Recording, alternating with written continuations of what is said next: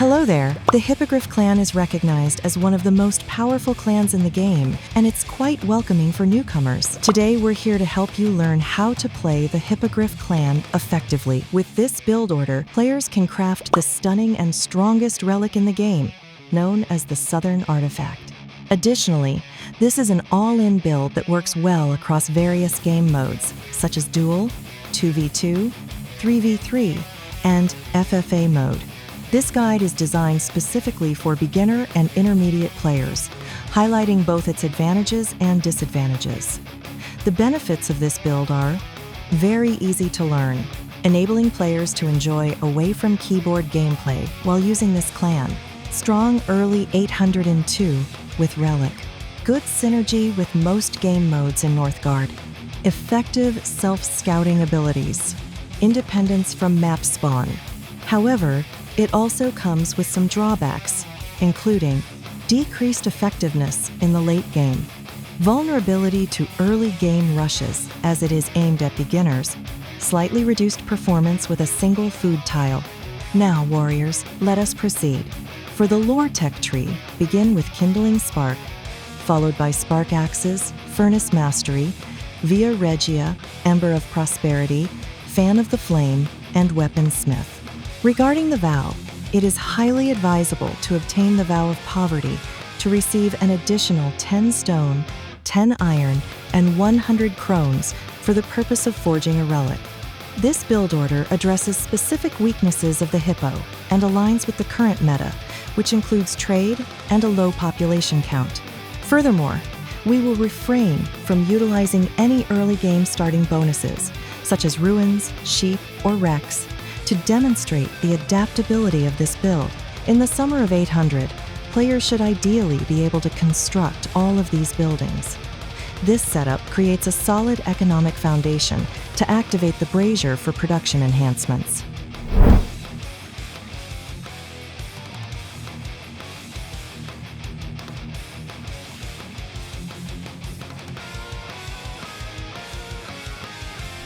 At the game's outset, players should build a Pathfinder pavilion and scout the nearby tiles, then return the scout. Subsequently, colonize one food tile and another tile immediately to increase happiness, which translates into accelerated population growth. If the food tile is occupied, simply colonize one tile and wait until the player obtains the Kindling Spark technology. After colonizing two tiles, build a house on a non-main tile. At this stage, the player needs not take any further action. Just wait for the subjects to accumulate sufficient faith to acquire Kindling Spark. A single subject from the Hippogriff Clan can generate plus 1.5 faith, which is highly advantageous for early game faith production. Additionally, the subject does not consume any food during the summer. Once the Kindling Spark technology is obtained, it allows the next brazier to be constructed at no cost. Place the brazier down and then dismantle it immediately for a free reward of 60 crones and 5 iron. Afterward, wait until the player has 150 crones to recruit the war chief. The war chief can be recruited from the Ember Vault located on the main tile. It is important to note that your war chief Sindri only spawns from the Ember Vault. Utilize your war chief to eliminate hostile creatures near your main tile and begin mining stone.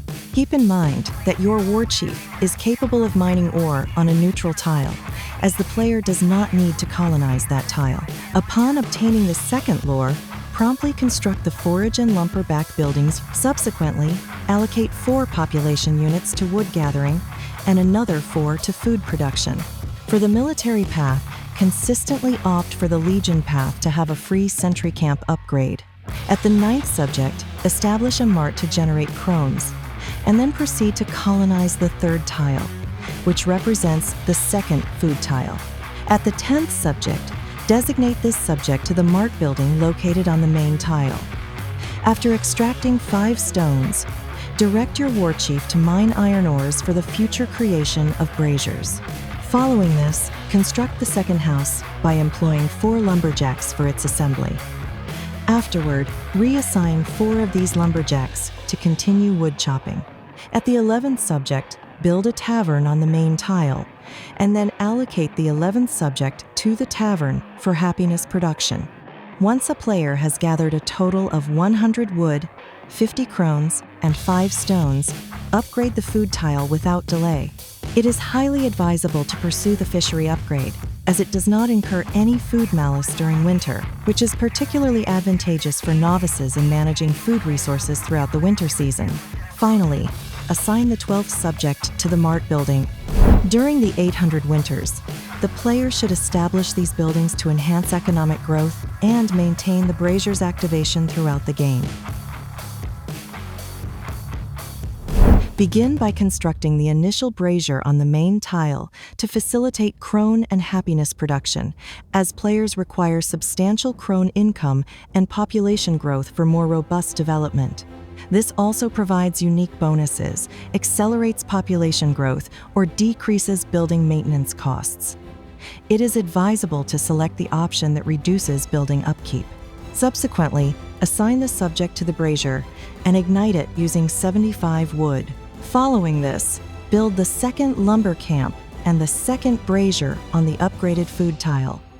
Next, proceed to construct a house. For lore technology, opt for furnace mastery to gain additional space and lower wood consumption for active braziers. Assign the subject to the second brazier, then reassign one angler to a lumberjack position to obtain a special bonus that reduces food consumption. Assign one population unit to scout the surrounding tiles.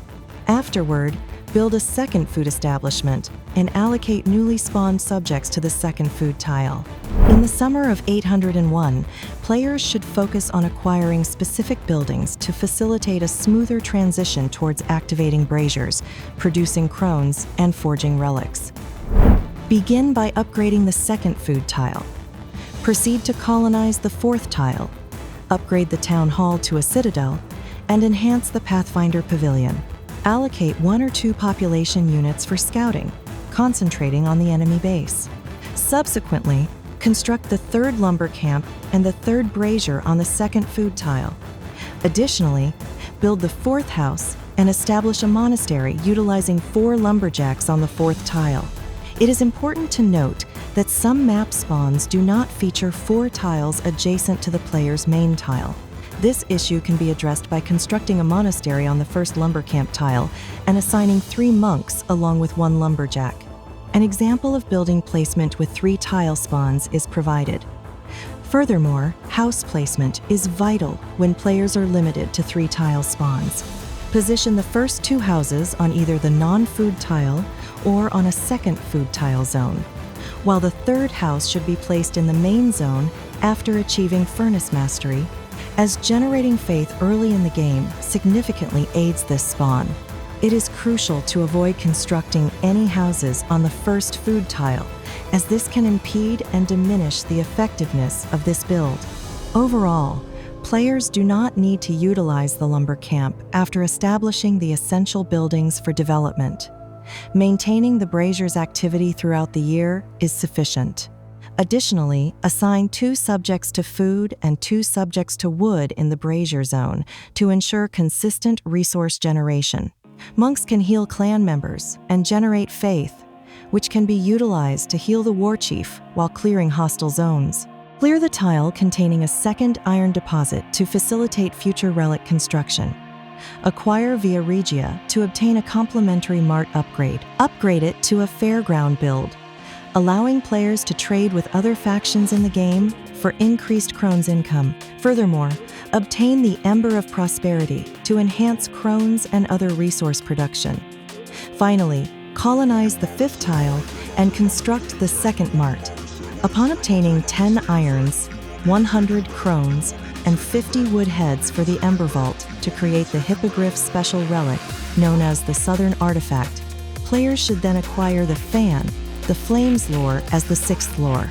Following this, it is advisable for players to choose the Vow of Poverty to gain additional stone, iron, and crones for the purpose of enhancing weapon upgrades, upgrading the Archer Camp, and upgrading the second mart. In the winter of 801, players should focus on achieving the following objectives: establishing 3 sentry camps and upgrading 2 of those camps. Utilize the Legion military path to get a free sentry camp upgrade to a Varangian camp, and allocate the last 5 stones to enhance the archer camps. Once players have accumulated sufficient crones for their army, they should assign a merchant to the tavern to increase happiness. Additionally, it is important to continue constructing extra houses to promote population growth. Furthermore, weapon forging should prioritize armor shred and rear guard, as these enhancements provide additional damage and resistance for the army. In early 802, players will be able to complete the relic. It is advisable to maintain a stockpile of at least 300 wood. The catapult necessitates 200 units of wood, and it is also important to ensure that the braziers remain activated. During this phase, only 2 braziers should be activated, one on the food tile and the other on the main tile. Once weapon forging is complete, always equip armor shred on the archers and rear guard on the Varangian guard. At this point, the build is essentially finished. Players can initiate an attack on the enemy by aiming for 8 archers and 3 Varangian guard units.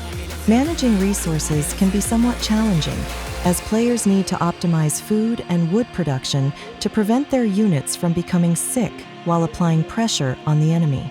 It is important to maintain a population of 6 to 7 on food and 3 to 4 on wood for consistent production. The catapult should be used to start the fight by firing at the enemy tile, inflicting additional damage on units within the targeted area, which also deals significant damage to tower defenses, providing players with a considerable combat advantage and the potential to seize victory in the game. Overall, this build is designed for beginners or players who are just starting to learn the Hippogriff Clan, which can adapt to unfavorable map spawns. However, it does not perform well in the late game unless the Abbey is upgraded or 4 braziers are activated. It can withstand early 802 aggression in duel mode and also offers scouting and zone control with catapults in team game modes. Best of luck on your journey to conquer Northgard.